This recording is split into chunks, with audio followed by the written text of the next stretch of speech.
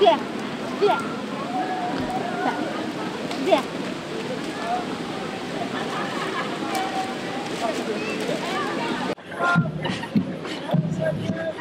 Plusieurs centaines de personnes ont défilé samedi 24 septembre à l'occasion de la Journée mondiale des sourds à Montpellier.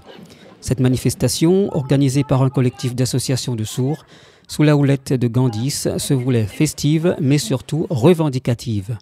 En fait, c'est la loi en fait qui pour nous n'est pas adaptée pour nous les sourds. En fait, la loi ne correspond pas à nos besoins. Ce qui est fait en termes de loi, ça ne correspond pas aux sourds. On est très freiné justement. On n'a pas assez d'interprètes. L'éducation bilingue n'est pas encore à Montpellier. Il ne se passe rien en termes d'éducation bilingue.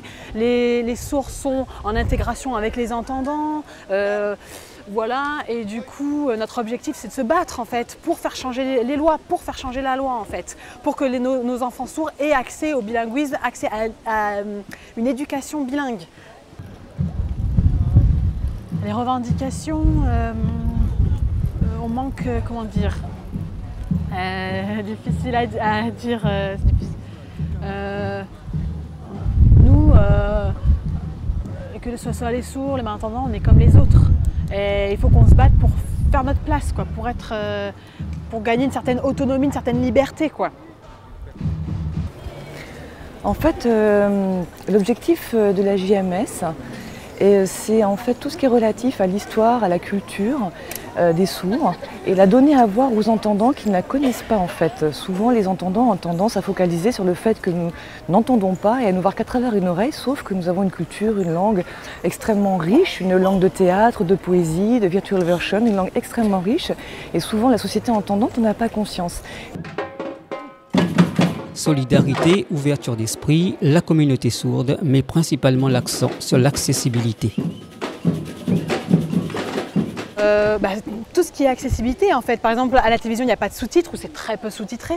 Vraiment, il n'y a rien du tout. Donc quand on regarde la télévision, on n'a pas accès aux informations. Par exemple, le journal, on n'a pas accès à toutes les informations parce que les sous-titres, ce n'est pas forcément adapté. On a des fois des langues des signes, des interprètes en médaillon, mais c'est un tout petit médaillon et puis c'est sur quelques heures ponctuellement. Nous, on voudrait que ce soit des interprètes en continu toute la journée pour qu'on ait accès à tout. Parce que bon, après, voilà, les sous-titres, ça provoque du décalage, on n'a pas accès à tout. Ensuite, dans le monde du travail, nous, on est considérés comme sourds, comme handicapés, du coup on a du mal à trouver du travail. Donc de manière générale dans la société, on est empêchés. Et c'est vrai que pour nous les sourds, la vie n'est pas facile, oui, parce qu'on est empêchés par tout ça. Ce qui n'est pas accessible. Par exemple, pour les étudiants à l'université, en fait, il manque d'accessibilité. Voilà, en termes de disponibilité d'interprètes pour pouvoir avoir accès aux études. Pour tout ce qui est administration publique également. Il n'y a pas d'accessibilité qui est pensée. Les sourds doivent communiquer en passant par l'écrit, ou alors tout ce qui est information visuelle qui ne sont pas sous-titrées par exemple. Je vais donner un autre exemple, dit madame, un sourd qui est embauché ne sera pas reconnu en fait, pour ses compétences. Il n'y a pas suffisamment en fait, de lieux accessibles. Par exemple, s'il y a en France des accueils pôles surdité qui existent dans certains hôpitaux mais pas suffisamment, il faut qu'il y ait des sourds qui soient embauchés. Il y a des sourds qui sont compétents, qui sont diplômés, qui ont fait des études supérieures mais qui sont au chômage. Et ça c'est vraiment dommage. Et ça c'est vraiment la preuve d'une société qui manque d'accessibilité.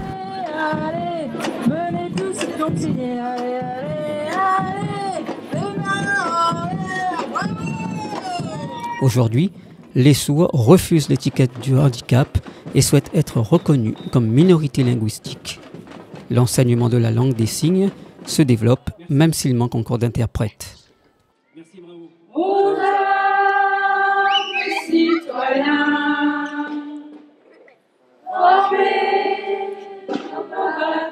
Pour la première fois cette année, la ville de Montpellier a hissé le drapeau pensé et réalisé par Arnaud Ballard, un artiste sourd. Un acte qui symbolise la reconnaissance envers la communauté sourde.